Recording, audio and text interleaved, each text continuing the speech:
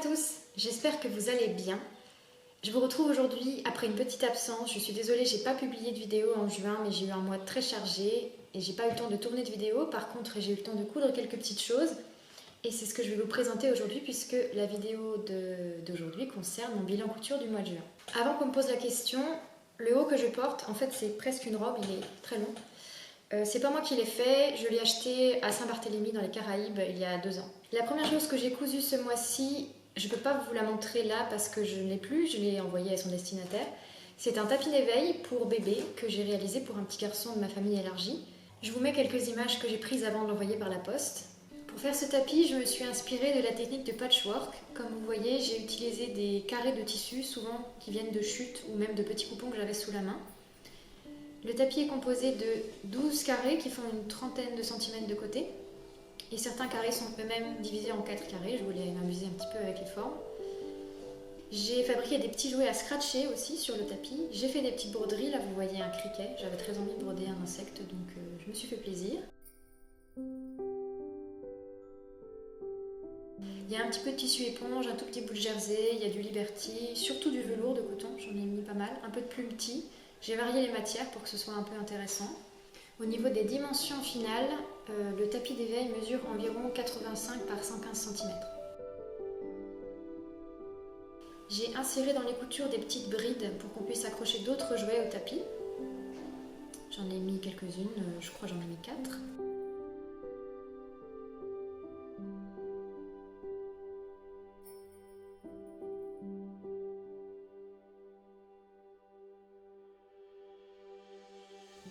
Voilà, ça c'est les petits jouets que j'ai fabriqués. Alors là c'est tout simple, c'est un carré, vous découpez un petit carré dans... Là c'est du lin.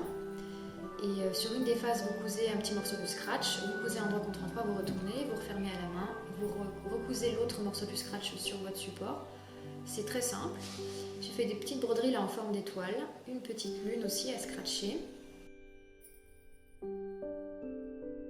Et parmi les jouets à scratcher, j'ai fait ce petit éléphant. Alors pour faire les formes comme ça, je prends toujours un dessin sur internet, mais un dessin libre de droit bien sûr.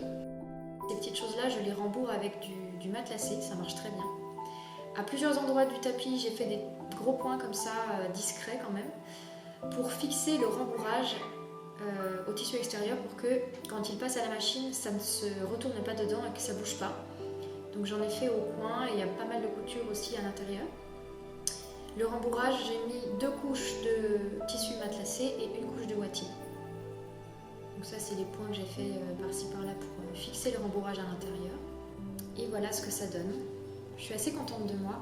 Je veille quand je fais des accessoires pour enfants et des vêtements à ce que ce ne soit pas trop genré. Vous ne verrez jamais sur ma chaîne de vêtements ou d'accessoires pour enfants stéréotypés filles ou stéréotypés garçons. C'est totalement au-dessus de mes forces. Donc voilà le résultat. Je suis très contente et c'est un grand plaisir à faire. C'est aussi un très beau projet pour utiliser ces chutes. C'est vraiment sympa. Ensuite, ce mois-ci, j'ai cousu une nouvelle version de la jupe McCall's M8068.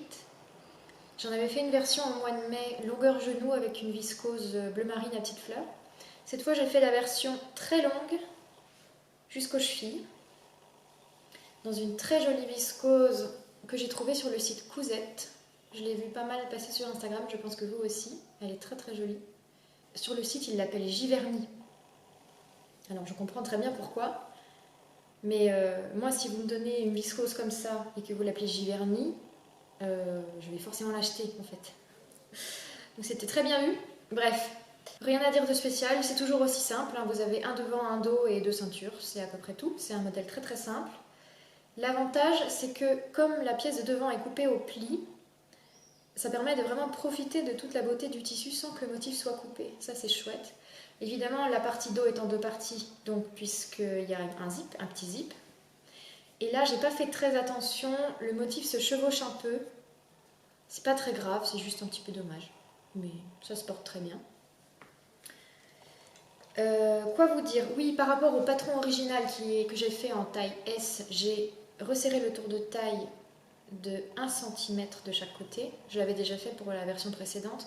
J'aurais pu le faire encore une fois, c'est-à-dire j'aurais pu retirer encore 1 cm de chaque côté pour que ce soit vraiment très très fité sur la taille. Ça vous convient déjà, mais j'aurais pu resserrer encore un petit peu. Elle fait vraiment son effet parce que le motif est vraiment coloré, élégant. Et je trouve que ça donne beaucoup d'allure à la jupe alors qu'elle est vraiment toute simple. Mais avec un tissu un peu impressionnant, ça fait vraiment son effet.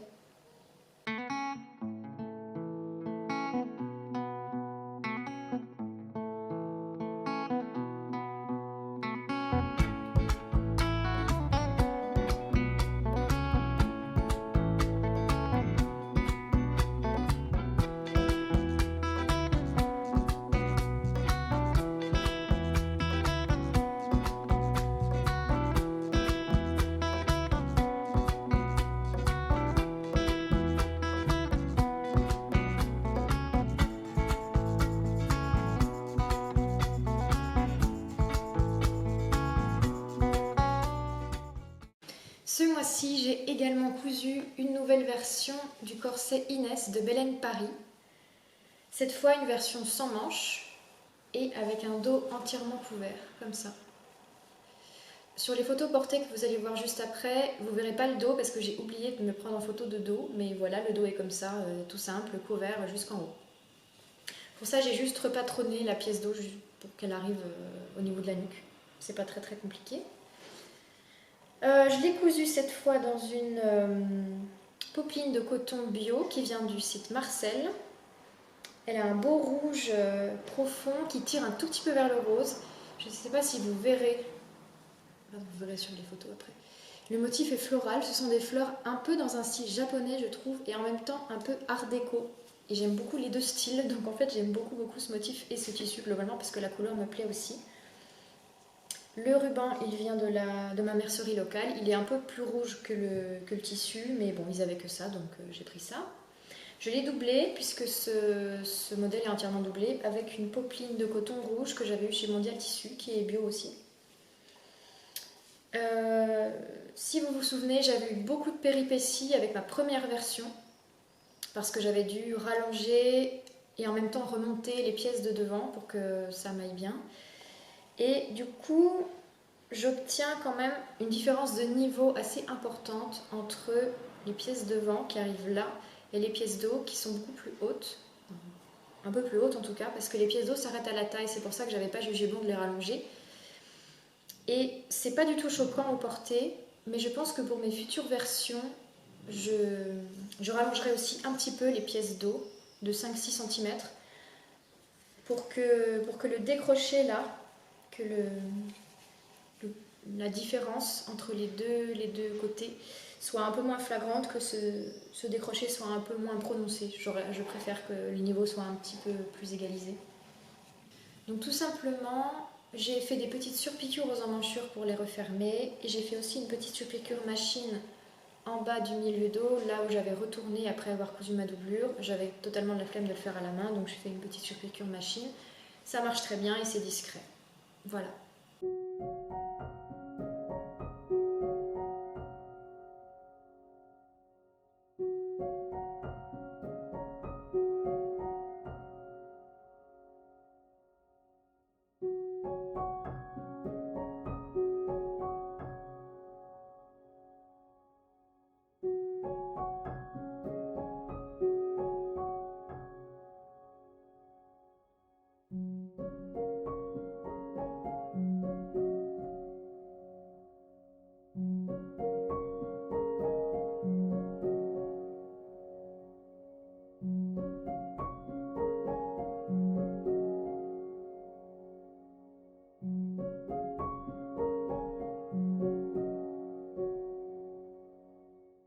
Le dernier modèle que je voulais vous présenter aujourd'hui, j'en ai cousu deux versions.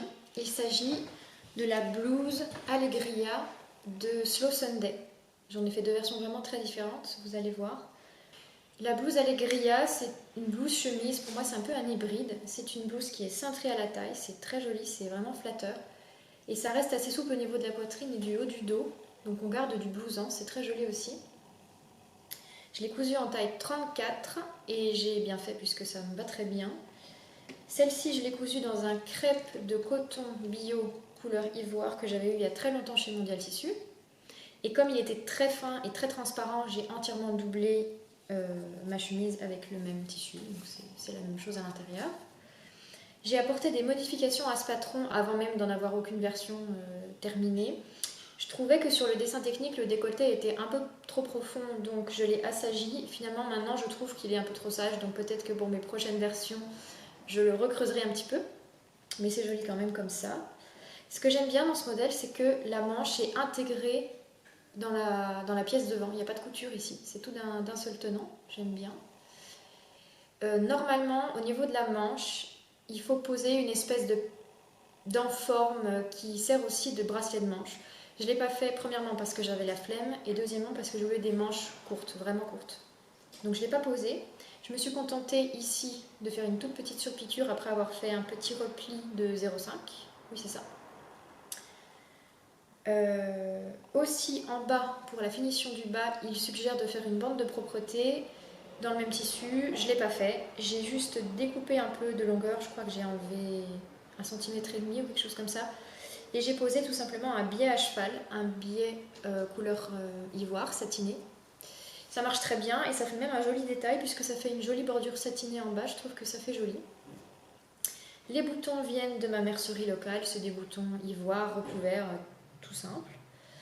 Et comme je trouvais cette blouse un peu trop simple, en étant toute unie comme ça, même un petit peu tristounette, j'ai décidé de faire une petite broderie machine. Je vais essayer de vous approcher ça pour que vous voyez. Je sais pas si on verra bien. Ça s'est assez bien passé dans l'ensemble. Il y a quelques petits endroits où c'est pas tout à fait régulier, mais globalement c'est plutôt réussi. Je l'ai faite dans un fil avec un fil beige un tout petit peu plus foncé, histoire que ça se voit quand même un peu parce que j'avais fait des essais avec le fil vraiment ton sur ton et on voyait rien. Donc pour que ça vaille le coup, j'ai mis une couleur un tout petit peu plus foncée. Donc la broderie, elle fait tout le tour de l'encolure. Voilà, j'aime bien ce que ça rajoute comme petit détail. Quoi dire d'autre? Je crois que c'est tout pour ce modèle-là. Donc ça, c'était ma première version. Et la deuxième, la voici. Très très différente. J'ai utilisé une viscose qui vient de ma mercerie locale, encore une fois. Elle est très jolie. J'ai changé des choses dans cette version par rapport à la première. Comme cette viscose est opaque, j'ai pas eu besoin de doubler, ce qui était quand même chouette.